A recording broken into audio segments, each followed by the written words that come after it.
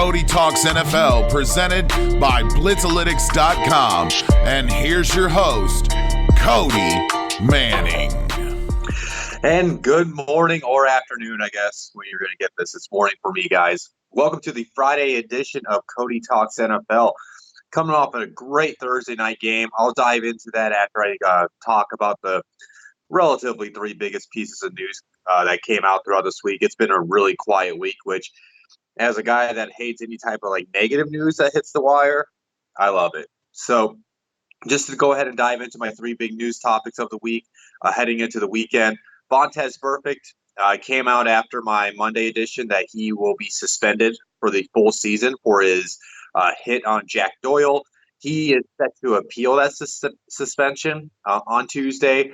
I'm not sure where they're going to go with this. Sometimes players can get appeals and they'll get things reduced. With his history, I don't know if that's going to help him. It wasn't like the most outrageous hit on Jack Doyle, but it was something that was still uncalled for.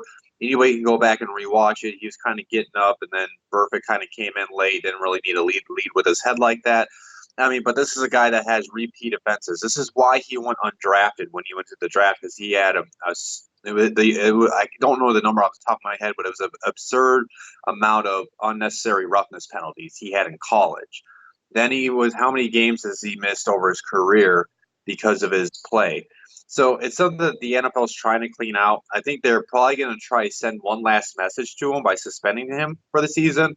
I have a feeling that after the appeal process, they'll bring it down to maybe 10, 12 games, something that's still basically season long at this point, and basically get across the point where if you do it one more time, you're done forever. I'm not sure.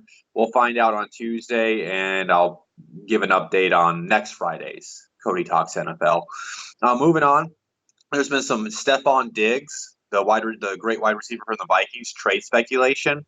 It's been known that he's been frustrated at the change of the offense going to more run-heavy.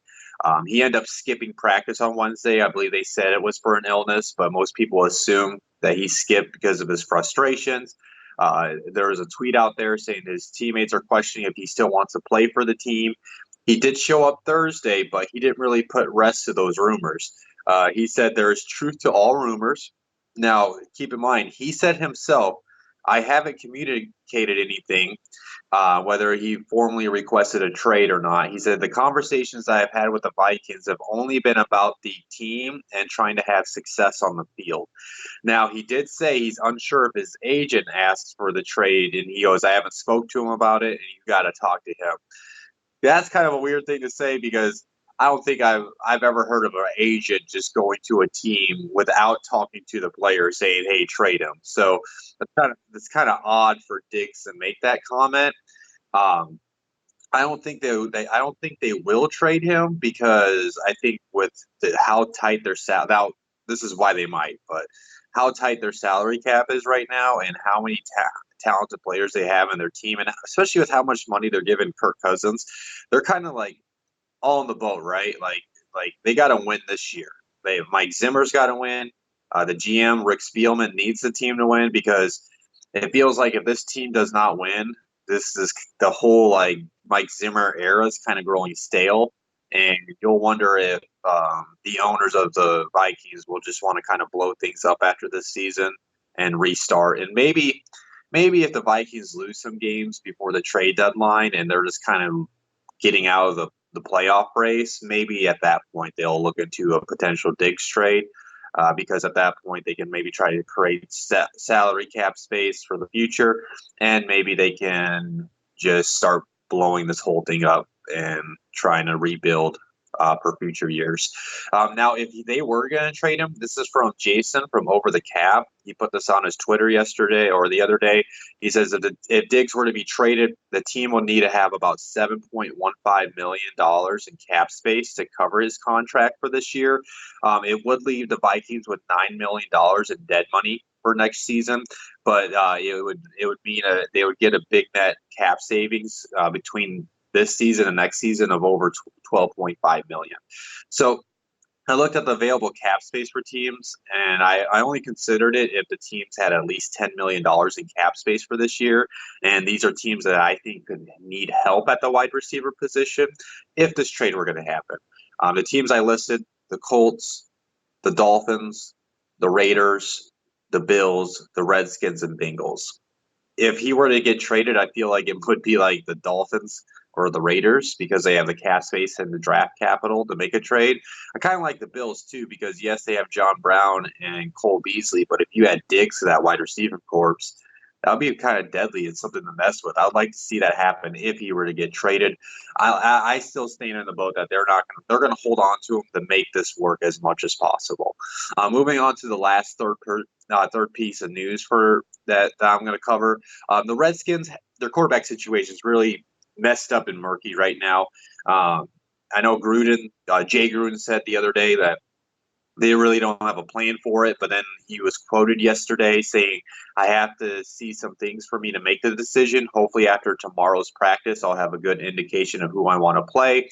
In my mind, I have a pretty good plan, contrary to belief.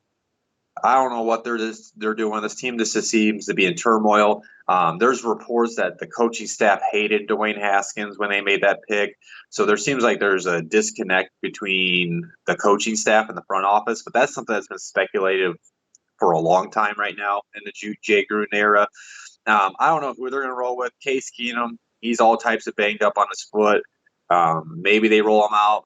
There's reports that he's leaning towards maybe Colt McCoy, but we'll see if Colt McCoy's an old veteran quarterback coming off a broken leg. Like, what kind of hope do you send to your team if you put him out there?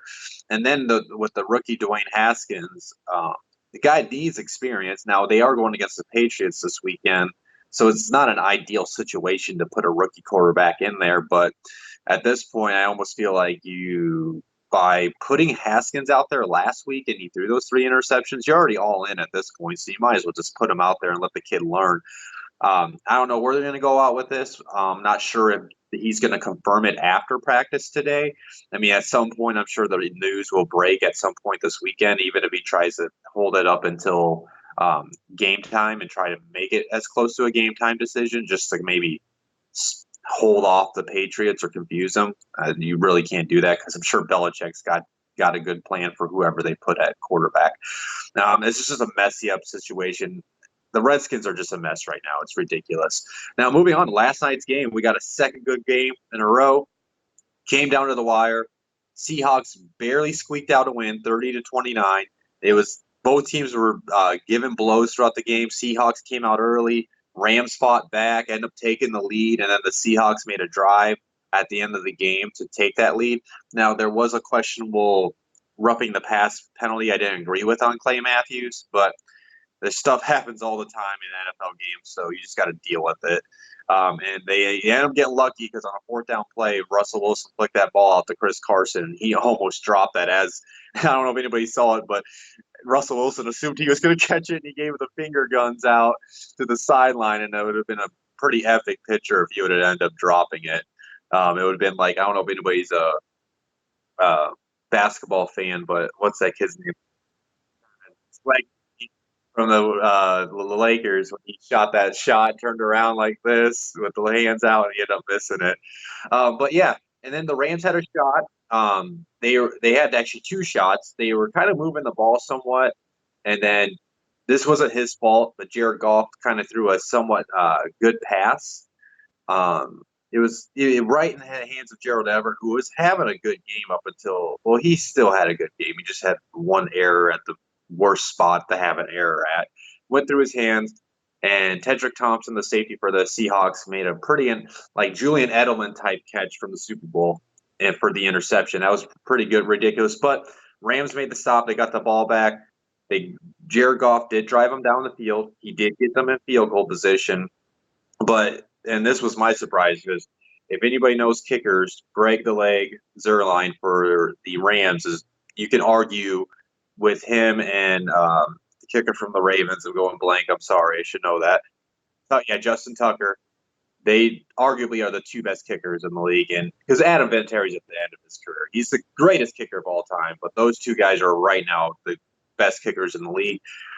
It looks like it was like the whole kick. If anybody watches it, it was like, oh, it's going in, out, in, out, in, out. And then right at the last second, it went on the outside of the field goal post. So the Rams lose a heartbreaker. They dropped to 3-2. Man, the Rams hopefully need to take advantage of this little. I'm pretty sure they play the following week. I don't think they got a bye week, week 6, but they got to take advantage of this 10-day break that they got coming up and kind of breathe. Like, they need to take this weekend, breathe. Look at what worked last night. Like, when they were getting Gurley involved last night, the passing game was looking good. There was at some points last night the Rams offense was looking really good. Defense needs to kind of shore up some things with the secondary. I don't know if there's miscommunication. Marcus Peters needs to step his game up. He hasn't really looked the same in the last year and a half. So he needs to get back to playing well. They just need to take a chance for this 10-day break, breathe, reassess things. Otherwise, they could be the long list of Super Bowl hangovers from losing and potentially miss the playoffs, especially with the 49ers having a 3-0 record, and then now not only the Seahawks have a win against them, but now they're 4-1. The NFC wildcard picture is going to be a tough race at the end of the year, and you got to win every game you can from here on out.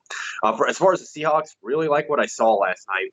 Chris Carson was looking good. They got DK Metcalf involved. Will Dissly, fun tight end to watch out of nowhere. If you guys are a fantasy football hot seat fans of me and Rob have been harping on that guy since this offseason. So that's pretty cool to see. Tyler Lockett, the pass and catch from both Wilson and Lockett was just beautiful to start the game.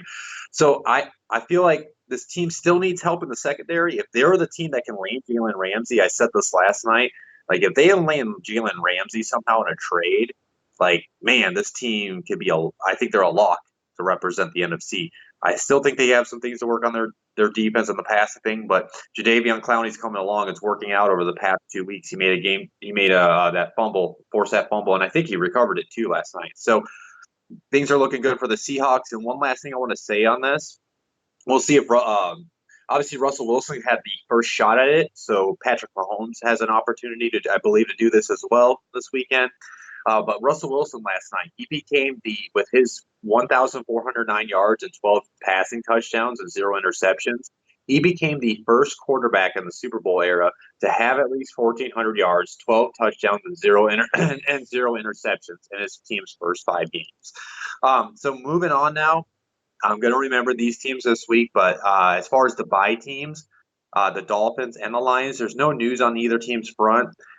So if there's anything to update on either of those teams that come out over the weekend, I'll make sure I touch on that on Monday's episode. And then I'm going to go ahead and dive into the game previews. Now, one thing I want to complain about really quick is the NFL schedule makers for today. Not today, but Sunday. Why do we have 10 games to start the 1 o'clock hour and only 2 games in the afternoon hour?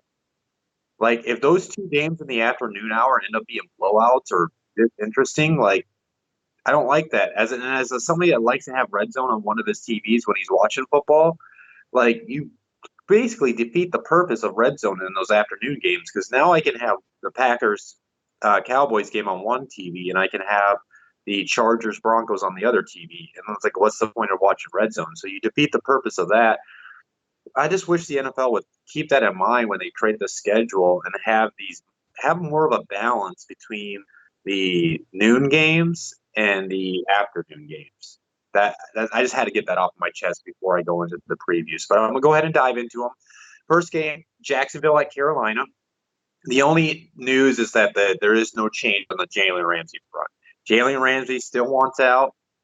Jaguars still want him. So until there's a big update, that won't be in my main news column. But as of right now, it's a standstill between the player and the team.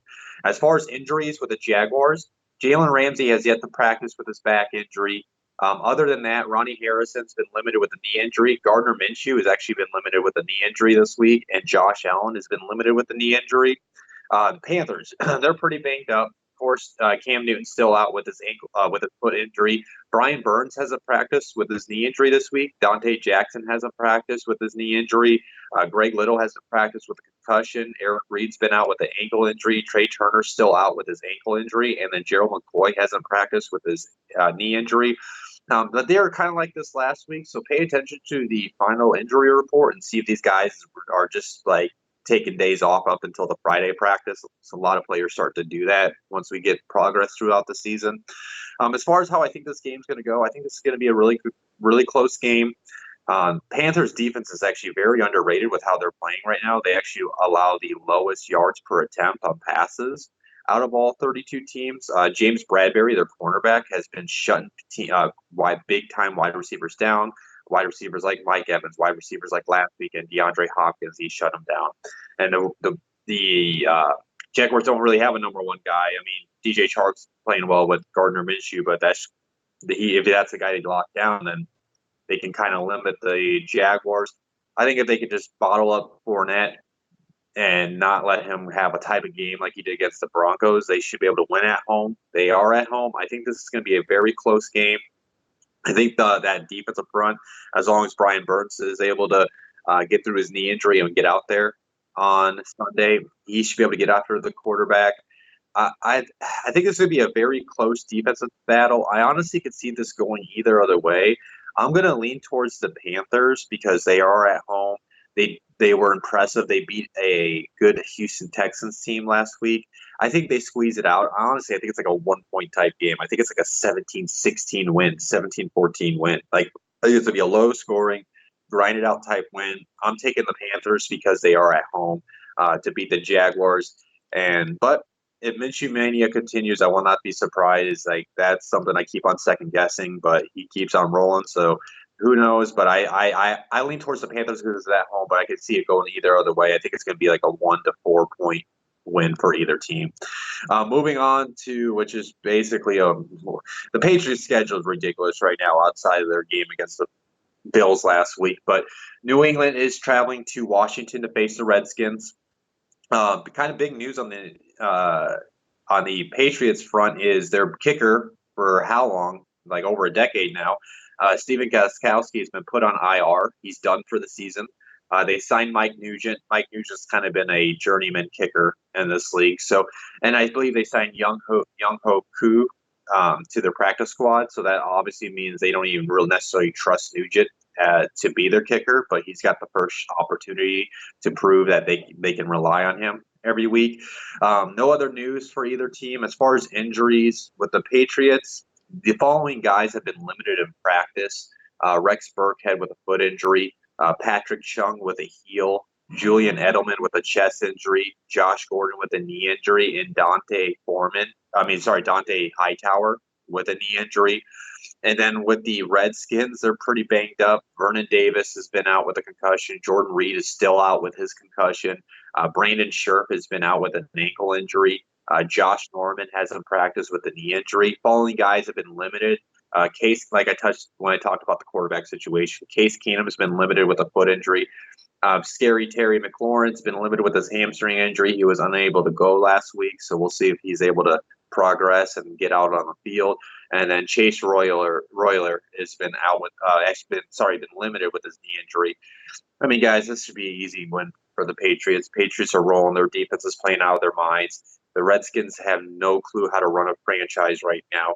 They're going to roll out whatever quarterback, and whatever quarterback goes out there is probably going to throw multiple interceptions. The Redskins have one of the worst pass defenses right now, especially on third down. I expect Tom Brady to have a bounce-back performance. Yeah, the Patriots won last week, but Brady's coming off one of his worst games of his career. So I think that they're going to look into getting that passing game going, and I think they walk away with a win. This should be a 10-plus point win for the Patriots against the Redskins. Moving on to the next game of the afternoon, Buffalo is traveling down to Tennessee to face the Titans. As far as news, no major news for either team. For injuries, Tyler Kroft is still out with that ankle injury. Josh Allen has been limited with the concussion injury. He's still technically in protocol. I usually find it a good sign if they're limited in practice. So today will be the telling sign if he's going to be able to clear concussion protocol or not. stay tuned for that. Otherwise, they'll be rolling out with Matt Barkley. Patrick DeMarco has been limited with a concussion injury. Teron Johnson's been limited with a hamstring injury. Devin Singletary still limited with a hamstring injury. We'll see if they'll get him out on the field or not. If Josh Allen's not going to play, I'm sure they want him out there so they can try to lean on the running game underneath Matt Barkley. And then for the Titans, Cameron Wake has yet to practice with his hamstring injury, and Kevin Panfield's been limited with his knee injury. A little note, too, is Taylor Lewan, their left tackle, their best offensive lineman, is returning this game after his 4-game suspension. As far as how I think this game's going to go, it's hard to predict without Josh Allen. I think if Josh Allen clears protocol today, I think Bills will actually go in and handle their business. I think it will be a close game, but I think they are the more talented team on defense, and that's something to say because I do highly respect the Titans' defense, and on offense, I think they will find a way to win a close game. Now, if Matt Barkley plays, I think that does help the Titans out because the Titans got a really solid defense that can help force turnovers and force Barkley into put the game on his shoulders to win. So, like I said, it's tough to say. Like, I think if Josh Allen doesn't play, I actually do lean towards the Titans winning at home. If Josh Allen plays, I do lean towards the Bills. So that is really going to be on the status of Josh Allen. I think if Josh Allen, basically what I'm saying is Josh Allen plays, I see like the Bills winning like a 21-17 type win. If Josh Allen doesn't play, I think the Titans win like a 21-17 type win. I'm going to wait to see before I submit my pick'ems for the Blitzalytics pick'em sheet before I make this pick on this game, but it's really going to be determined on the health status of Josh Allen. But even if Josh Allen doesn't play, that Bills defense is out of this world, and they can help keep Matt Barkley and the Bills offense within a chance to at least win the game. But I like their chances better with Allen. Go ahead and move on. Baltimore is traveling to Pittsburgh to face the Steelers. No major news on either team. As far as the Ravens, Matt Skura hasn't practiced with his knee injury. Jimmy Smith has yet to return to practice with his knee injury. Mark Andrews has been limited with a foot injury, and Brandon Williams has been limited with a knee injury. On the Steelers front, some big names are kind of on this list. The following 4 players have yet to practice this week. James Conner with his ankle injury, Roosevelt Nix with his knee injury, Vance McDonald with a shoulder injury, and Juju Smith-Schuster hasn't practiced this week with a toe injury. As far as how this game's going to go, this is really going to be a big game for the Ravens. After starting 2-0, dropping the last 2 games, they got to get back on track to make sure they can keep in pace with the Browns to try to win this AFC North. On the Steelers front, they came off that big win against the Bengals. Now, if the Steelers can win this game, all of a sudden they're 2-3, tied with the Ravens at 2-3, and then you talk about the Browns got that Monday night matchup against the Niners, and all of a sudden they could be within the thick of things of the AFC North. I don't know if I'm going to lean towards that happening, though. I think this is going to be a kind of a get-right game for Baltimore. I think they're going to get the running game going. I think they're going to try to spread the ball out more to their tight ends. Get Marquise Brown going again. He's kind of been quiet over the last couple of weeks. I think with the Steelers, if that Juju injury and that Connor injury is if that forces them to either miss a game or forces them to play less than 100% on Sunday, that's going to affect their offense. I think this is going to be also a get-right type of game for that Ravens defense. They've given up over 500 yards over the past 2 weeks in both games. So I think they want to be able to shut down the Steelers' offense and get back to having confidence in their defense. Because if they let Mason Rudolph and that Steelers' offense, who don't push the ball down the field at all to get yardage on them, then that's going to be a telling sign of that Ravens defense. But I think Ravens handle business. I think they win. I honestly think this should be a game they win by at least 7 points. It should be at least a touchdown plus win for the Ravens. And if they do lose, then there's going to be a lot of questions surrounding that team. But yeah, I got the Ravens winning this, and especially with how banged up the Steelers' offense is right now. Moving on to the next game, Arizona is traveling out to Ohio to face the Cincinnati Bengals.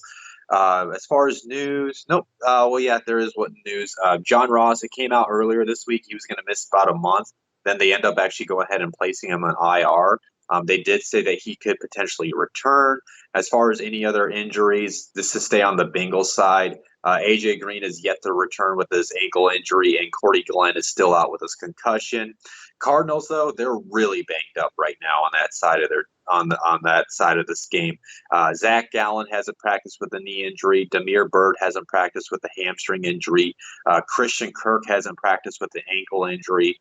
Justin Pugh hasn't practiced with a shoulder injury. Tremaine Brock has already been out with a back injury, and that's not a good sign because they're already down Patrick Peterson and Robert Alford at the cornerback position. So, and then Terrell Suggs has yet to practice with a back injury, and then their punter Andy Lee's been limited this week with a hip injury. As far as how I think this game's going to go, who knows, guys? Like, Bengals look awful sometimes, and then they look competitive on sometimes. If you want to base it off how their season's been, look competitive one week, fell on their face the next week, or look competitive against the Seahawks, fell on their face against the Niners, look competitive against the Bills, fell on their face against the Steelers. So that if history is repeating itself for the beginning of the season, it probably means the Bengals are going to be competitive this week, which they should, because the Cardinals are one of the worst teams in the league with the Bengals.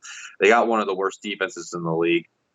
As far as the Cardinals, that's a team I still don't know how to figure out. Like, it's not looking like an air raid offense I thought it was going to be. I mean, if there's a game that we can finally see this offense explode, it should be against the Bengals. I think this has a shootout potential.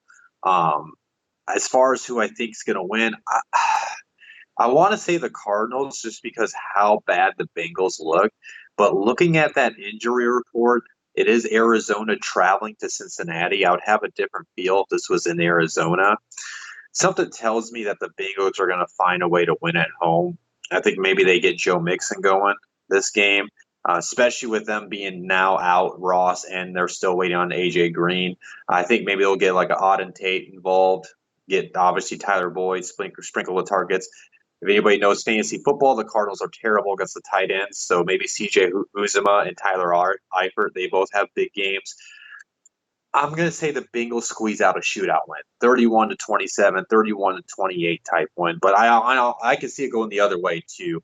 This is another game I could see it flipping back and forth because I viewed both teams' rosters about as equal. I find the Cardinals more exciting because of Kyler Murray's hopefully one day potential big playmaking ability we'll eventually see. But I lean towards the Bengals just because they have showed some competitiveness this season and they're at home. So I'm going to take the Bengals in a close shootout win. Moving on to the next game, Atlanta's traveling out to Houston to face the Texans. No news on either team. As far as injuries, Jamon Brown hasn't practiced with a concussion. DeMonte KZ was out yesterday with an illness injury just for an illness. And then Caleb McGarry has been limited with the knee injury. Grady Jarrett's been limited with the elbow injury, and Alex Mack's been limited with the elbow injury. Texans, the only person he's been limited was Kenny Stills with a hamstring and ankle injury. This should be a game that the Texans win. I mean, they dropped the ball against the Panthers last week. The Texans are at home. They're not as banged up as the Falcons right now. Falcons are reeling right now. I mean, the Titans just lit them up in Atlanta. And I mean, this has to be a game. It almost feels like this game, guys, to me, is both coaches' job. Like, I won't say like they lose this game, they get fired, right?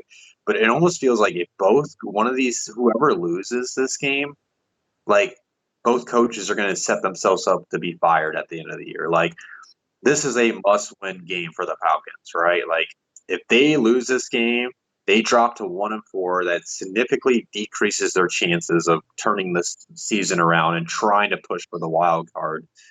And that can end up making Dan Quinn lose his job by the end of the season. Now, this is like a big win. Like, this is also like a must-win game for Bill O'Brien. Like, your team's relatively healthy.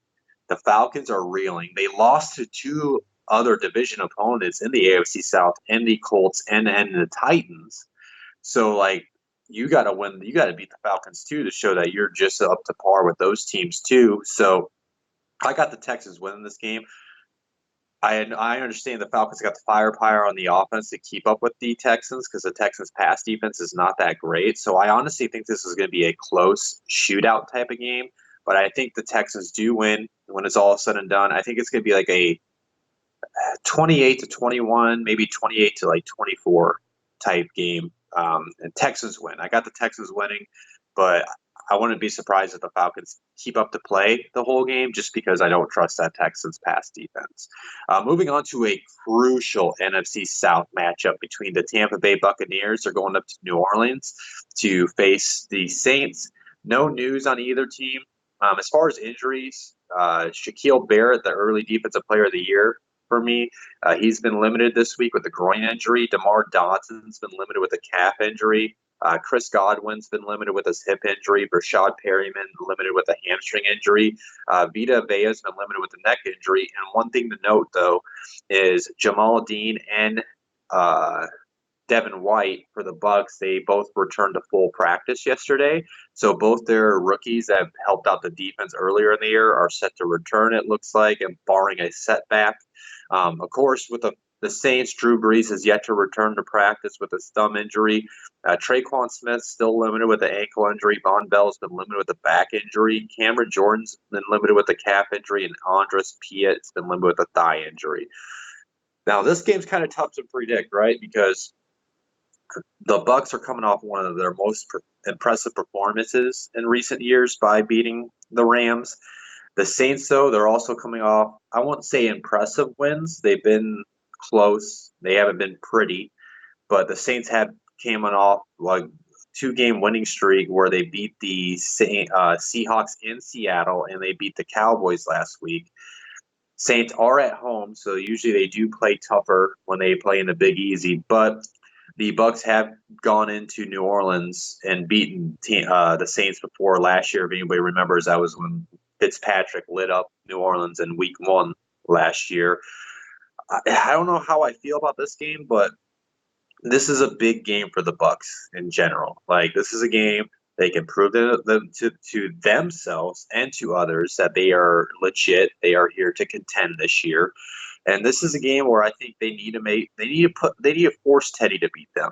If they can get out to that fast start like they have the last 2 weeks and get out to that big lead, and if they can focus on limiting Kamara and limiting Kamara's impact on this game and force Teddy to actually push the ball down the field, I believe he only averages like 1.9 yards per attempt, something really low right now. So I think if they can put the ball in his hands and force him to throw it through the air, I think that's how they can win. And the fact that the Saints won the last 2 weeks when I thought they would be lucky to split the last 2 weeks going 1-on-1, I think they're kind of due for a loss without Drew Brees. So I think this is going to – I think I'm not fully going to jump in and say the Bucs are here to contend, but I think I'm going to jump in and say the Bucs win this game. I think they find a way to win. I think they need to get out and punch them in the mouth early. I don't think this needs to be a close game. I mean, if this lingers into a close game into the fourth quarter, I mean, I would trust the Saints more. But this is a crucial game. You know, this is also the site where Jameis Winston said he was going to eat a W. So ever since then, things went south. But now over the last couple of weeks, he's kind of turned around his play where people are starting to somewhat believe in him again.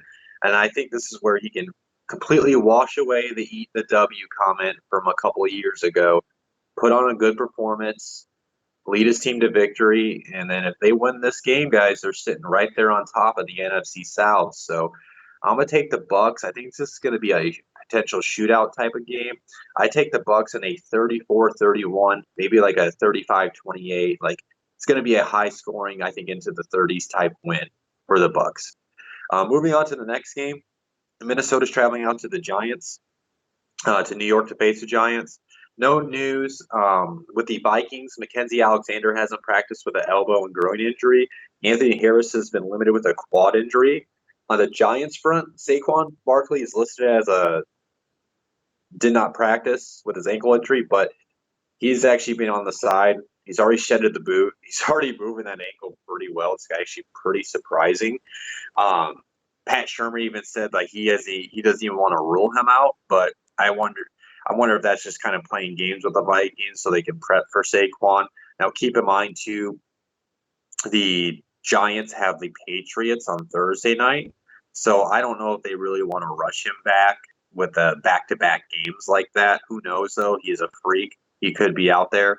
Alec Ogletree is yet to return to practice with his hamstring injury. Lorenzo Carter has been limited with a neck injury. Tay Davis has been limited with a concussion. And then Wayne Gallman's actually been limited with a neck injury. As far as how I think this game's going to go, I mean, yeah, the Giants have won the last 2 games underneath Daniel Jones, old Danny Dimes. But I think this might be that with the Vikings coming off a brutal loss to Chicago, a lot of questions surrounding Kirk Cousins and the wide receiver in the passing game. This seems like a get-right game for them, right? Like, the Giants' pass defense still has tons of questions. It's not that great. This seems like a game they can use to get the passing game going for the Vikings while still giving Dalvin Cook his carries because he's still, one of the better backs have been performing this year. And this also seems like a game for the Vikings defense and Mike Zimmer to take advantage of a rookie quarterback. This should be that type of game for them. I think the Vikings should handle this. I'm going to pick the Vikings to win by 7 points, 10 points. That should be the type of game they win. They're going against a rookie quarterback without Saquon Barkley. Yes, the Giants, I forgot to mention, the Giants are getting Golden Tate back this week, so that should help out Daniel Jones. But I'm going to take the Vikings in like a 7-10 plus win. But now I will go ahead and say, too, though, if the Giants find a way to win this game, Daniel Jones lights that defense up. Kirk Cousins still looks shaky. They can't get that passing game going. Man, you want to know who's hot? The seat's heating up. Mike Zimmer's seat's going to be heating up if they lose to the Giants. Now, moving on to the next game. It's our first London game of the year. Now, this is not a London game that's starting earlier in the day. This is going to be at your typical 1 p.m. Eastern game time. A little stat came out this morning before I started the show, and I wanted to add this into my show. The NFL is going to play its 25th regular season in London. And for the 25th straight time, this game will not feature two teams with a winning record. Now, there's been teams with 500 record, but they have yet to see 2 teams with a winning record. So I love our UK fans that they love football. They are embracing it, but I hope at one point they can get 2 teams with a winning record, which they might get that next week. If the Bucs can beat the Saints and the Panthers can handle their business against the Jaguars, they might get that next week in London. Moving on, other than that, no news for either team. As far as injury, Taylor Gabriel has already been ruled out. He didn't travel with the team because of his concussion. Of course, Mitchell Trubisky's been out with a shoulder injury. Akeem Nicks has yet to return with his knee injury. Bilal Nichols has been still out with his hand injury. Kyle Long's been limited this week with his hip injury. Raiders pretty banged up. Cleveland Farrell hasn't practiced with his concussion. Dwayne Harris has yet to return with his ankle injury. Gabe Jackson has yet to return with his knee injury. Tyrell Williams has been out this week with a foot injury. J.J. Nelson's been limited with a knee injury. Richie Incognito has been limited with a back injury. And LaMarcus Joyner has been limited with a groin injury. As far as how this game's going to go, I think the Bears should, even without Mitchell Trubisky, they should be able to handle business in London. Raiders are pretty banged up. I think this is obviously this is Khalil Mack's first game against the Raiders, and he's been talking about it all week. And I'm sure John Gruden's going to do his best to make sure Mack doesn't get any sacks, but I don't think you're going to be able to stop that man. I've seen him explode through 3 different players on one play before. So he's going to be going after Derek Carr all day. That defense is going to be able to basically make things difficult for the Raiders offense, especially if Tyrell Williams isn't playing, and he's their number 1 wide receiver right now.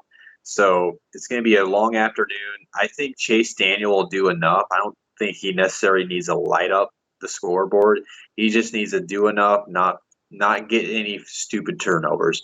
The only way I see the Bears losing this game is if all of a sudden Chase Daniel tries to be too much, tries to force throws interceptions, maybe holds the ball too long trying to make a play, fumbles the ball.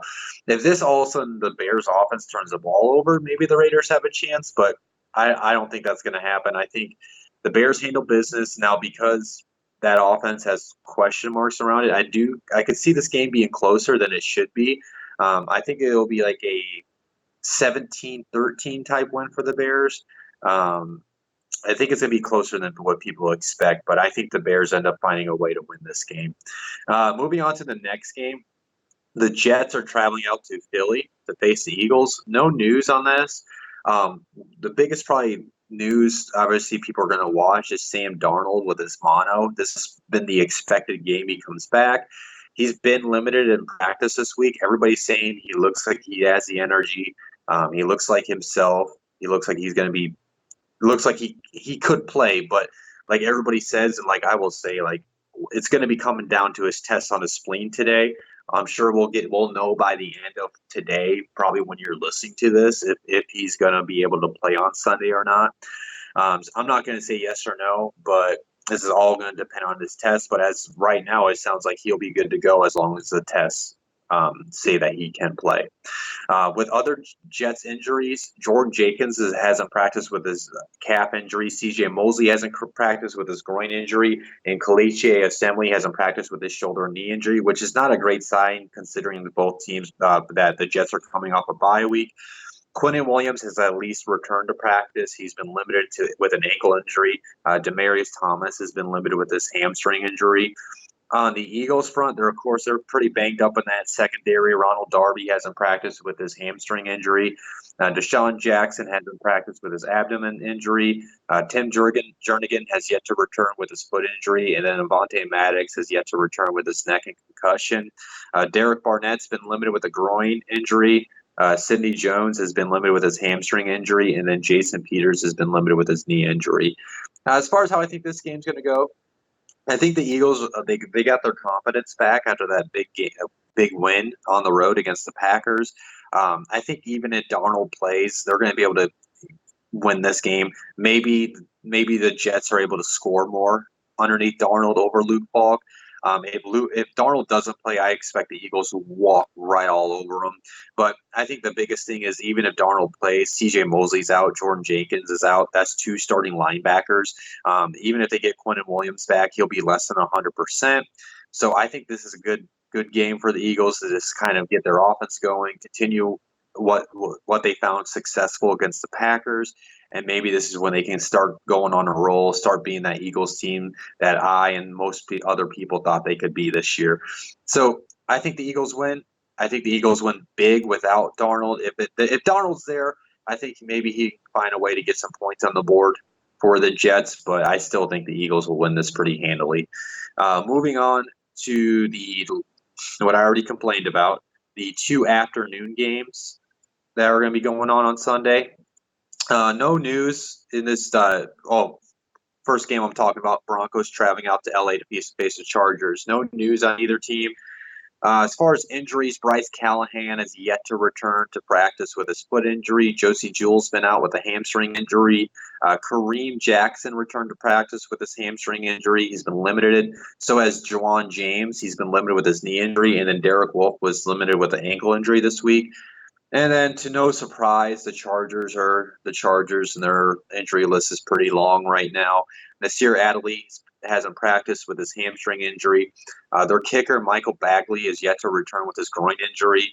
Hunter Henry still hasn't practiced with his knee injury. Melvin Ingram, who is expected to miss some time, has been out with his hamstring injury. Justin Jackson's hasn't practiced with his calf injury.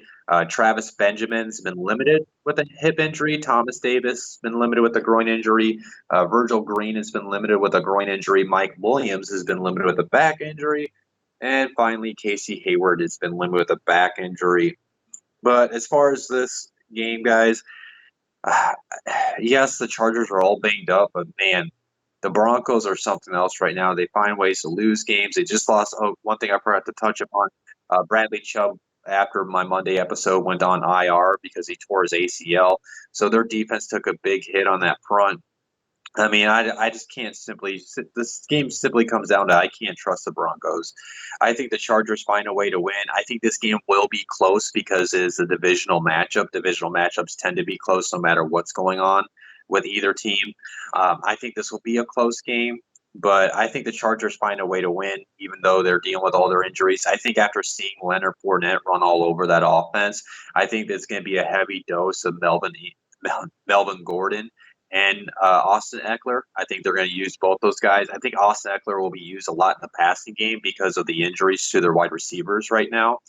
Basically, they only have Keenan Allen at wide receiver. I'm sure they're hoping to get Mike Williams and Travis Benjamin back this week.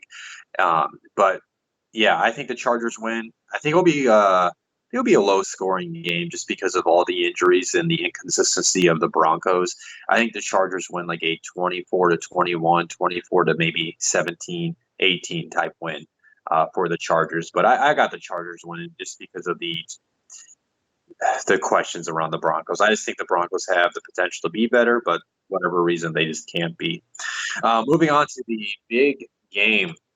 This is a big game for the NFC. We already saw one last night, but the Green Bay Packers are traveling down to Dallas to face the Cowboys. No news on either team, but some big injuries. Both teams are dealing with big injuries. Devontae Adams has yet to practice with his toe injury. Kevin King's been out with a groin. Jamal Williams has been out with a concussion. As far as guys that have been limited for the Packers, Montravius Adams has been limited with a shoulder.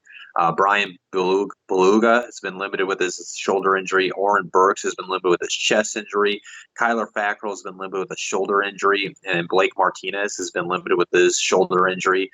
On the Cowboys, the two guys that haven't practiced is really telling to me how this game probably will turn out.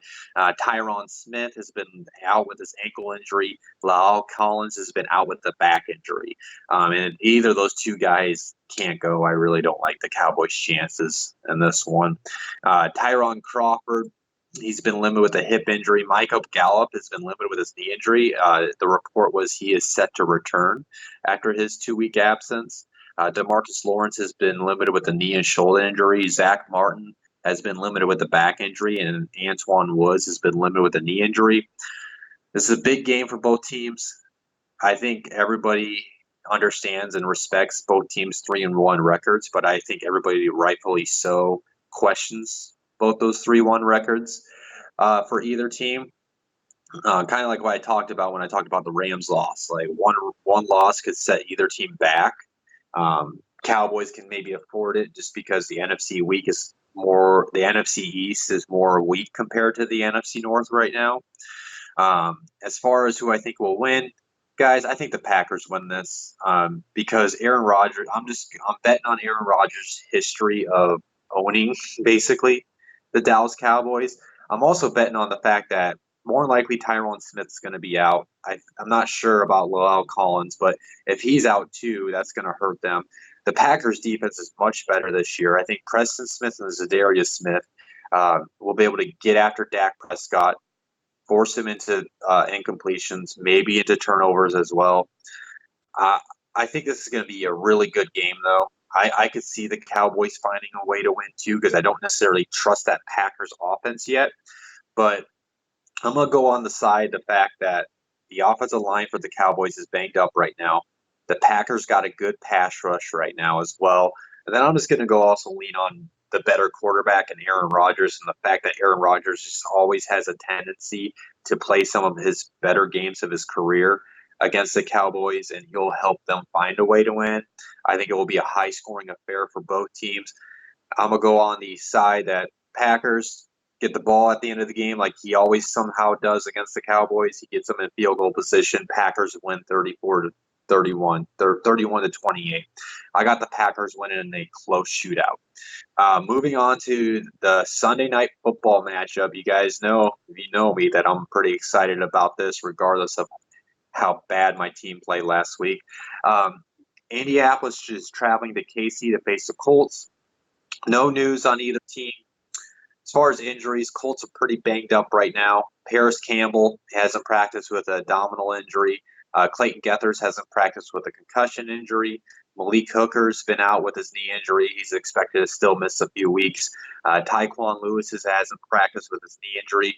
Marlon Mack hasn't practiced with his ankle injury, but I do understand that it's the same thing as last week. He didn't practice the first two practices, then he returned on Friday. So I do, from what I understand with the beat writers, they kind of expect that he'll play, but they'll be telling signs in today's practice reports that come out.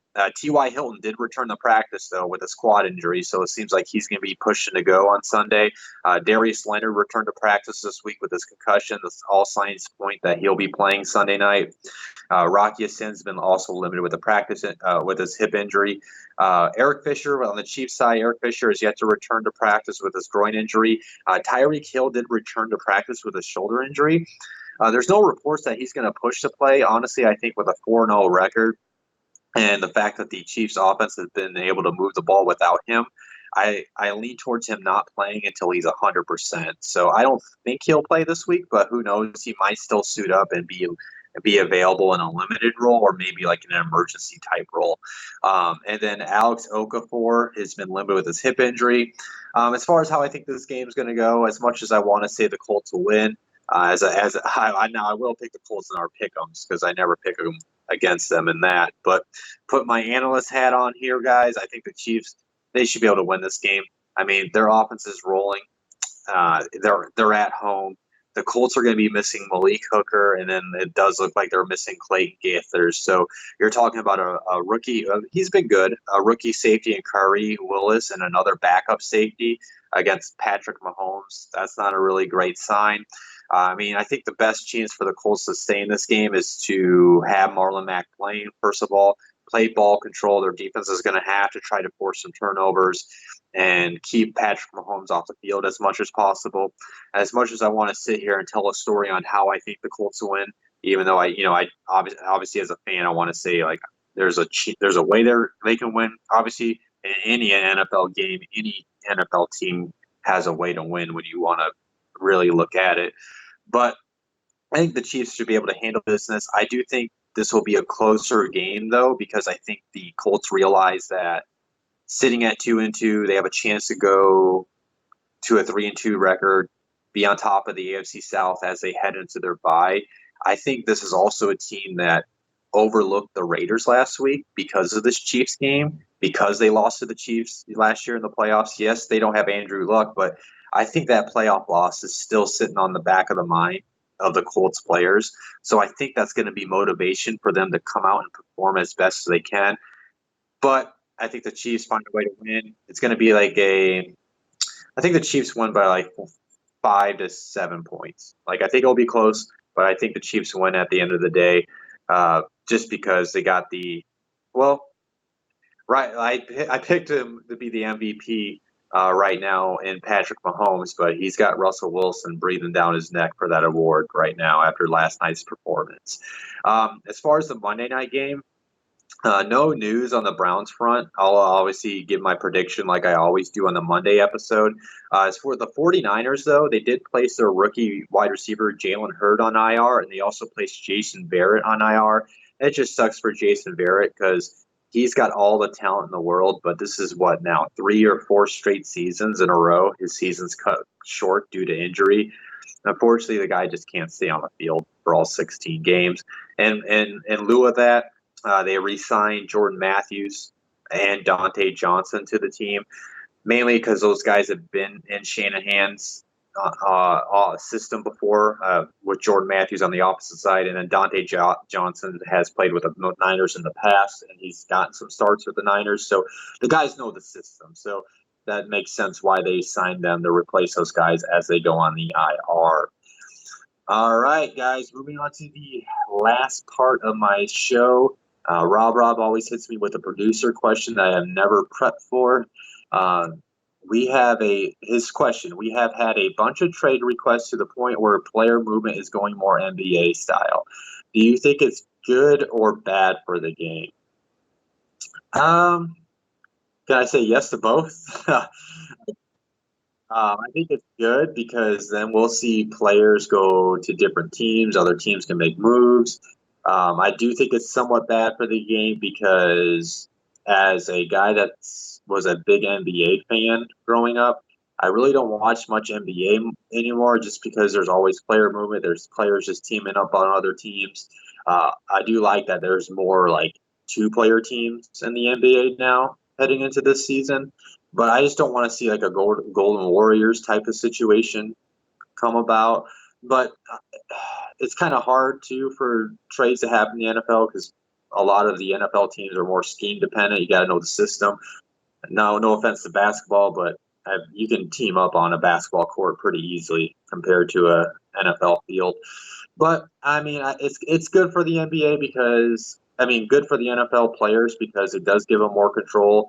I think it's more of a power play for the NFL players, especially in the upcoming CBA, to be like, listen, I think you guys need to realize we have more control over this, over the owners. Like, yeah, the owners have like all the money in the world. They put all the money into this, but at the end of the day, it's those players that put the fans in the seats.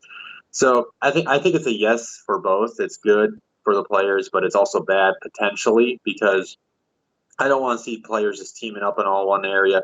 I also don't want to see players like just because the things are going south, for the first 4 weeks of the season, for them just to throw their hands up in the air and just want to get out of that situation. So it's like yes and no. And then also too, just the whole jersey thing, right? Like I hate when people because that's what happened with me.